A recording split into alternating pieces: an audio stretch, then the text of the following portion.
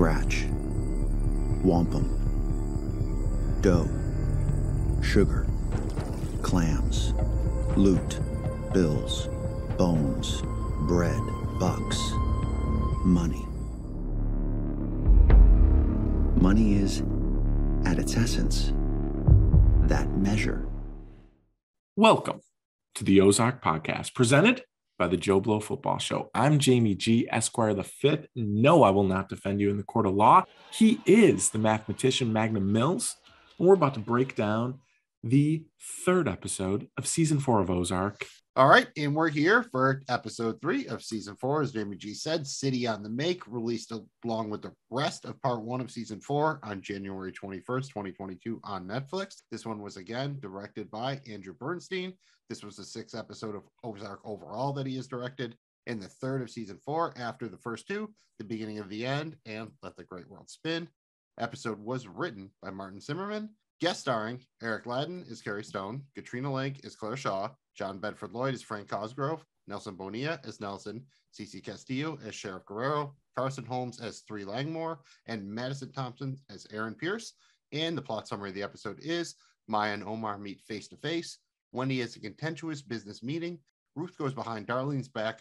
Jonah finds a new place to set up shop. Jamie G, hit me with any notable callbacks, appearances, and other things we might want to know about this episode. Yeah, man. So we had a couple of notable callbacks here and appearances. Navarro meets with Agent Miller and gives up his gun deal, confirming that he does indeed want to cut a deal with the U.S. government. We'll talk about pros and cons for us around that storyline as that develops.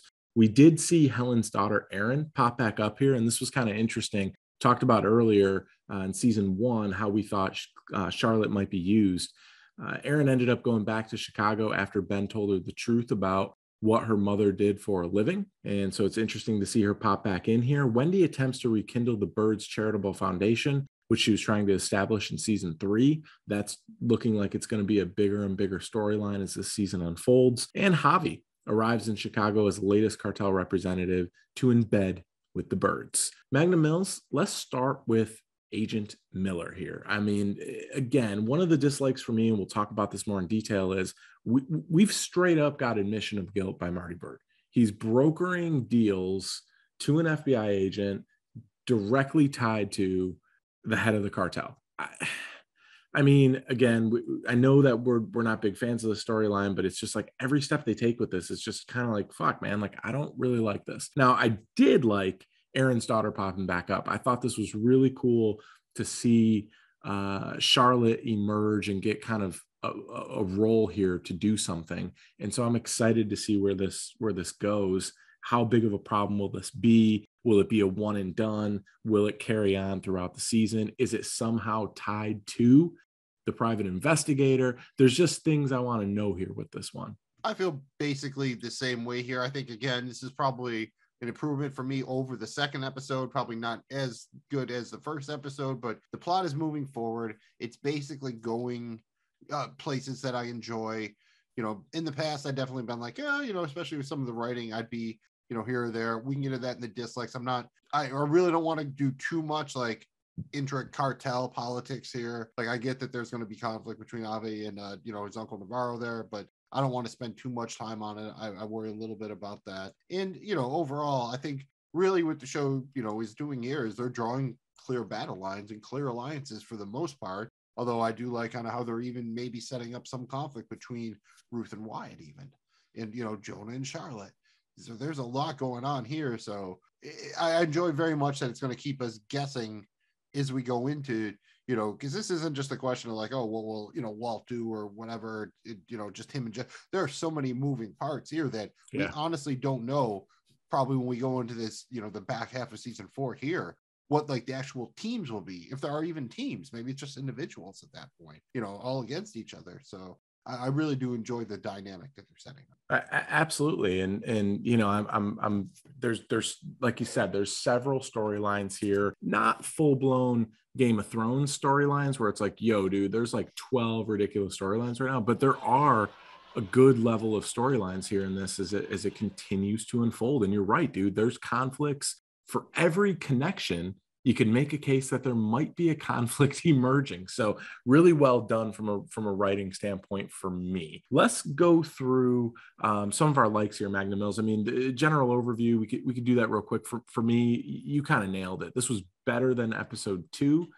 Probably not as good as episode 1, but big fan, dude. Like overall, so far, 3 episodes in, I think this is clearly the best season. Like, I don't know that it's even close. Like, this is good shit, dude. Like, I'm pretty excited about where this is going. Yeah, I mean, this is a mature show at its peak, and especially I think it helps you that they knew the end date, you know, what they were writing towards, how long they had to get there. Given the people involved, this was always kind of the expectation, this 4 to 5 seasons kind of. So the writers would have had a pretty good idea what was going on here. Seems like they're executing that. So I'm having faith here that I'm going to like where, you know, what the destination is. And, you know, I'm enjoying the road so far. And I think that's important. I do really like that Jonah just had the balls to like tell his parents, like, no, I'm going to launder for Ruth, and then just sit in their basement and do it. It's not like he really went somewhere else to do it. He's like, no, I'm just going to set up shop in the basement. You should, like, using a big rig, like, that's not enough in electricity or whatever. I just thought that was some balls on Jonah. And the fact that he's not buying Wendy's shit. You saw her trying to make this thing, you know, for Ben you know, as bad as it is, and I do believe she does feel bad about Ben, but that really seemed to be like a pretty obvious point to get Jonah on her side. And Jonah's just like, oh yeah, if somebody kills me, will you make one of those for me? And I was like, dude, yeah, cut right to the bone right there. Yeah, he's got no love for Wendy. And we even saw it, man, when they left to go to Chicago, right? And they leave Jonah behind, and everyone's saying, I love you, you know, bye, be good. Nothing with Wendy. Doesn't even say goodbye. And here's where, you know, at times when the season started, I thought it was finally going to be like, maybe Wendy and Marty, like, that's one bond here that I can count on being a team. Now with this Jonah situation, there's a little bit of potential for that to be, you know, kind of splitting off here too. I mean, it's just that from that standpoint, I really like what they've done. Again, I know we said that, but it's with every character, you know. For me, I liked, you know, Ruth going out on her own here a little bit and kind of making this deal happen one way or the other. And it just shows, you know, her leadership around this. And, you know, I think this is more about just getting back than at Marty and Wendy. I think all along she showed that kind of her plan was to be a better Marty Bird. Like, you know, she learned the ropes. She thinks she's talented enough to be able to do some of this shit. And look, dude, she pulls it off. I mean, she's smart. And I loved the comment. One of the things that was so funny to me is when she was, you know, talking to Darlene, and Darlene's like, what, is he really that good? Talking about Jonah doing laundering their money. And she's like, Ruth's like, I think he's some sort of Sagan. And, you know, she meant to say savant. And it was just it was a funny moment for me. I really enjoyed that. But I like that she went on her own and moved this little bit of dope, took the risk, went behind. And then, of course, Darlene kind of gave it a stamp of approval here for now. Once she got the bag of money, but I do still think there's something brewing there. I do not see them being joined for the remainder of this season. Darlene and Ruth, that is. Yeah, that leads me right into saying, like, one thing I really like was the scene where Wyatt kind of came in Ruth and said, like, look, dude, you fight with everyone you work with. Like, look around at everyone you work with. You fight with them all. And again, you know, I tend to be on Ruth's side of most things. But yeah, she does kind of like, he's like, you know, you get in a fight, and then at a certain point you forget about everything else, and the fight becomes the point of it all. And that does make a lot of sense. And it's kind of one of those things that these shows always ask themselves, like, how much can these characters change? So you have to kind of wonder, can Ruth kind of work through that? Like, can she look past her anger or whatever, or just kind of see more clearly and be more analytical? You know, that's the one thing you could say. Like, look at even the way Marty's dealing with Jonah, Wendy screaming at him and everything, and Marty's just trying to basically, like, just do what he can, you know. So you see Wendy, she cuts off the power box or whatever, so Jonah has to go work somebody else, and Marty's like, yeah, he's gonna go commit felonies somewhere else. You know, the implication being, at least if he was going to do shit, he'd be under our roof and we have some modicum of control. By pushing him away, you're just going to make shit worse. You know, and I think that's kind of Wendy going full Wendy. And, you know, again, in this episode, we see her in political mode. That's my favorite Wendy. And one of my favorite things for the whole episode was when we see Erin come back into play, Helen's daughter, and she meets with Charlotte. And Charlotte goes full Wendy. Like, she tries to talk her down reasonably. And then when Aaron's not really seeing the light, she basically implies that her family would do more if they have to. She literally straight up threatened to kill the bitch. Like that, Yes. I think that was kind of the plan, is you were going to take, Jonah, make him Marty, take Charlotte, make her Wendy. I think it's succeeding for the most part, but I think here the actress who plays Charlotte does very, very good work with it, and especially the way she kind of delivers, and like it really feels like Wendy doing it, and I think she does a fantastic job. I agreed, and this is by far the best usage of Charlotte out of any of the previous seasons. I mean, and I hope it continues, man. And you're starting to see Charlotte again kind of side with her parents as Jonah kind of bridges away. And it's just, and again, a little bit of conflict potentially between Charlotte and Jonah. It's just it's an interesting dynamic. I agree. Really like that a lot. Another great episode of music. I mean, it wasn't used as much as episode 1, but that was very cool. I like this tie-in to the prescription company, the pharmaceutical company. I thought this was pretty cool. And again, it reminds you a little bit of one of the plot lines from a Breaking Bad. That's okay. But it at first I was questioning, like, all right, how's this going to be? But I really like what it's doing. They made that deal. It creates a constant thing now with the cartel and more leverage for Navarro, and to get what he wants, and that whole dynamic. But then it also creates the power behind their charity and what they're trying to do that. And we get more political Wendy, which Magnum Mills told you is his favorite Wendy, and also my favorite Wendy. And I like her in that role because it kind of paints this, like, I want to root for them one way or the other.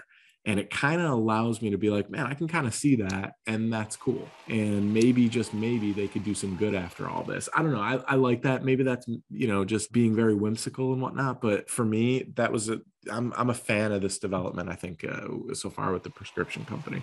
I think that's really interesting, especially it's kind of, I think, trying to in some way say something maybe about the opioid crisis and everything like that, kind of like to the point where, like, even the companies now are going to use heroin because it's cheaper than all the pills that they have everyone hooked on. Or, I'm not an expert by any stretch, but I think maybe the show is trying to say something here. One last thing that I really did like about Wendy's political thing, like, now she's trying to lobby people on the other side of the aisle or what have you, and she goes in to see, I believe it's a senator who maybe his aspiration is to run for president, and, like, basically he's like, yeah, I only took this meeting because I always hated you and I wanted to tell you fuck you. And then Wendy pitches all the shit and is basically like, yeah, well, we might have like $150 million you could touch or whatever. And, like, what do you think now? And he's like, and he says, a slightly less vehement fuck you. And she's basically like, oh, cool, we have a deal then. It's absolutely great. It's a great scene. It's good writing. I love, political junkie stuff. I love it. And I thought it was very, very, very cool. Well done. And I, again, love that side of Wendy. Wendy's clutch, bro. Wendy's clutch, dude. I mean, for as brilliant as Marty is, you can argue Wendy has her talents too. And I just, the emergence of Wendy from season 1 to 2 and 2 to 3 and now 3 to 4. I mean, this is as good as it gets if you like Wendy, which we certainly do here on the Ozark podcast. It wasn't perfect though, Magnum Mills. There were some things we didn't like here. I have a feeling it's probably, let's start with the FBI plot line here with Agent Miller, with Navarro giving up the gun deal. This just doesn't work for me on so many levels. Like, they're just committed to this thing. Again, I go back to, like, so we've just accepted the fact that we are telling the FBI that we work for the cartel, right? As the birds, right? Like, we're no longer hiding it, right? Like, it just seems so unrealistic for me. Like, I don't know. It's tough. It's a tough storyline for me. At this point, yeah, I have to basically say, all right, this is probably the part of the plot we're going to have to suspend your disbelief the most here. Unless there's something I'm missing or some really clever thing they're going to do from a writing standpoint, this is just full of all kinds of holes, especially because it's not like just the FBI. This is like a dude who runs a major cartel. Like, you're going to have Homeland Security, the CIA, the DE. They're going to be mad motherfuckers that want to take their shot at this dude. So I don't know how they're really going to be able to make this deal. And there's really no, like, other agreement. Like, if they get evidence off this that could be used to implicate him, I think that's probably fine. Like, so is that enough? And that is one of my least favorite plots. And I do want to say that one thing you made me think of was, I don't know if you remember the old Michael Keaton classic, Mr. Mom, but I think the ultimate thing of this show would have been if just you let Wendy go do her political thing. Obviously would have made plenty of dough. You could have Marty stay home. He's keeping the kids. He's teaching them shit. He's real good with the budget. You know, he'll keep everything running nice and fucking smooth. And that's it, dude. It'd be a boring show, except for the Wendy political shit. But that would have worked way better than say, oh yeah, let me quit my, you know, political thing so you can launder money for the cartel. So yeah, like give me Marty as Mr. Mom.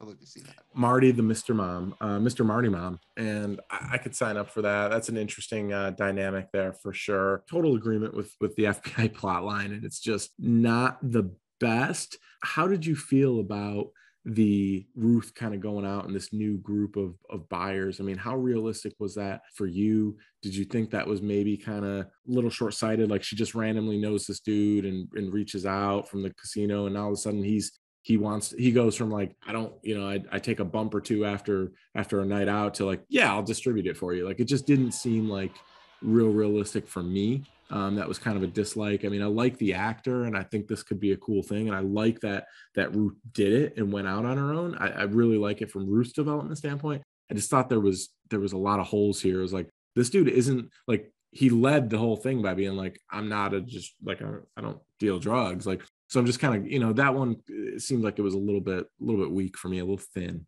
Again, I think that was something where we say a plot convenience. They needed some way to give Ruth another avenue, so they created a way. You know, and again, it is what it is. It's just when you have this many characters, the storylines going around, eventually you're probably going to have to take a writing shortcut somewhere. And this definitely is something that just, you know, just really just thinks like a writer's shortcut to, you know, get Ruth to a place they want to be, and they couldn't figure out another way to do it other than let's just use a random character. The last thing that I found to be uncomfortable, but I enjoyed the scene, but it was an uncomfortable scene as, you know, Wendy and Marty and Charlotte are eating dinner and Javi's sitting right next to Charlotte. And it's like this awkward, like flirting, controlling type thing that he's doing with her. That's clearly making Wendy and Marty extremely uncomfortable. And also Charlotte with the oysters and like the whole, it was an uncomfortable scene to watch, but I enjoyed it. Like, it was like, I don't know. Javi's one of those characters, like love hate. He's a great character, but you hate his ass. Like he's trouble, dude. Like that was pretty cool for me. Yeah, that scene, like it's not really a like or a dislike, but it was uncomfortable to watch. I'm literally right there with you. It's kind of, as I get down to the end of my notes here, I really liked, like you saw, like Javi got the phone call and the birds kind of knew what it was, and like he knew that they knew that he, like one of those, but he walks up and he's kind of got the death eyes. And then he just switches it off and goes back into nice mode. And the first thing he does is just fill Charlotte's drink back up right after Marty was like trying to take it away. And that is one thing I put in my notes. I'm like, please, dear God, don't let him and Charlotte fuck. I know she's legal now or whatever, but I'm just like, I was just like, I could see you're doing, this is the best you've done with Charlotte. Please don't fuck this up and have her bang the cartel guy and make this like somehow more complex than that. Like, just that's literally on my notes. I kind of, again, Javi's wild card, don't mind that, but yeah, don't Charlotte, don't. Yeah, I don't want Charlotte to bang. Don't fall for the banana in the tailpipe there, girl. Yeah, don't put the banana in your tailpipe. And you remember when like Charlotte and Wyatt were gonna like run away and like go to college together in the show? That might have been like 8 months ago. He's now like a heroin farmer and she's running a casino. Yeah, it's a hell of a, you know. Again, that's why I'd like to know the timeline a little better. So that is one of my standing dislikes a little bit, is that they're never clear about the time frame on Ozark. Totally agree with that, man, because, you know, it would make things a little bit better to understand. It's been a hell of a run. I don't know how long have they been in the Ozarks? A year or two? 3 or 4? Like, I don't know. Like, that's what's weird. Like, there's no way to really know that. Yeah, definitely a dislike there. What else didn't work for you, man? I mean, what any other beefs with this one, Magnum Mills? You know, we had the conflict between Navarro and Javi, where Javi wanted to go to Chicago or whatever, and he wasn't going to let him. But then he like calls Marty at the wrong time, and Marty makes a mistake of brushing him off. I literally wrote in my notes, I'm like, oh yeah, that phone call is going to be why he sends Javi, right? And then like 3 lines of notes later, it's like, yep, he sent Javi. You know, so again, it just seemed like Javi was always going to come up here and be, you know, the Dell or the Helen or whatever. So the show could have either just done that from the get-go or done it a little bit more elegantly than kind of make Marty just blow off Navarro once, and then he's like, oh yeah, I'll show you. I'll do this thing that could completely undermine myself. Yeah, because on one hand, it's like he knows how dangerous. I mean, come on, dude. Javi literally shot and killed the sheriff and then left evidence behind. And then, yeah, I mean, all in all, for me, Magnum Mills, I liked it. And I'm curious to see what the final grade here is. I mean, I suppose we should talk about just how clean is this money, dude. Is go through a little bit of a cool grading system here now that we're a few episodes into season 4. 100% clean would be, the best. You're taking that thing to the store and using it. And 0% clean would be the worst. Just how clean is this money? Man, it's a good question here for for episode 3. Again, I feel pretty confident in saying it is between episode 1 and 2 for me. So I think that puts it in that probably a soft B range. Let's call it an 81. Not bad, that's generally I would say most people, you took 81 home on your report card to your peeps. That wasn't too bad. So, they might call it a C+.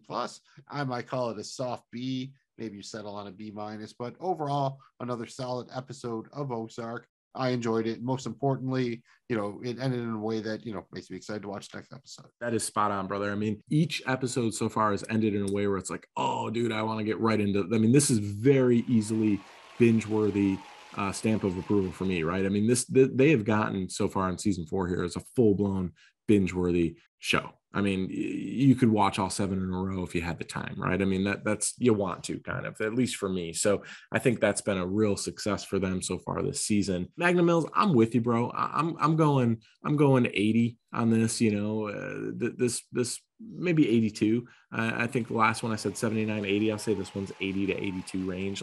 It's pretty damn clean, dude. I mean, is it all the way clean? Am I depositing it in the bank? Probably not yet, but it's pretty damn clean. Damn sure good enough to, clean enough to go to the 7-Eleven with, that's for sure. So I'm spending this money, but I'm not putting it in the eyes of the SEC or the FDIC or any of those folks. So good episode. Enjoyed it a lot. Really excited about episode 4. I'm curious to see how they're going to end this 7-episode run. I have a feeling there'll be some cliffhangers, obviously, to keep us going into the back half of this season with the next 7 that will be released later this summer. Can't wait for it. Magnum Mills, we'll be back soon to do the rest of these, the next 4, right? Tell the people our schedule here on the Ozark Podcast. Well, the plan is you're going to be listening to this, basically the week of January 25th, a couple of days after the premiere. Next week, we should have an episode that either covers the final 4 episodes or 4 short episodes covering each episode. Either way, next week, the plan is to cover the final 4 episodes of season 4, part 1. And then after that, we're going to do a podcast where we look back, talk about the, season 4, part 1 as a whole, and look forward to what we might want or what we think will happen in the final 7 episodes, season 4, part 2. Absolutely. You should make sure you like and subscribe so you don't miss any of that free content, baby. We got you loading up right here on the Ozark Podcast and all of our other amazing things that we do, all for you. And if you don't know, now you know. Magnum Mills, tell them where they can find us to make sure they don't miss any more things that we do. Cool. And, we don't want to be missing you. You don't want to be missing us. All you have to do, easiest thing is on your favorite podcast streaming platform, just search for the Ozark Podcast. If you're not already following us, if you could do so, that would be great. Leaving us a positive comment, liking would be awesome too. Appreciate that. We're from the Joe Blow Football Show. Find all of our Joe Blow stuff at joeblowfootballshow.com and find us on social media at Joe Blow Show. You can find the Ozark Podcast on social media at Ozark Podcast. I'm Magnum Mills. This is Jamie G. You love money, but money doesn't love you until it's clean. We'll see you next week and next time for the final 4 episodes of Ozark Season 4, Part 1.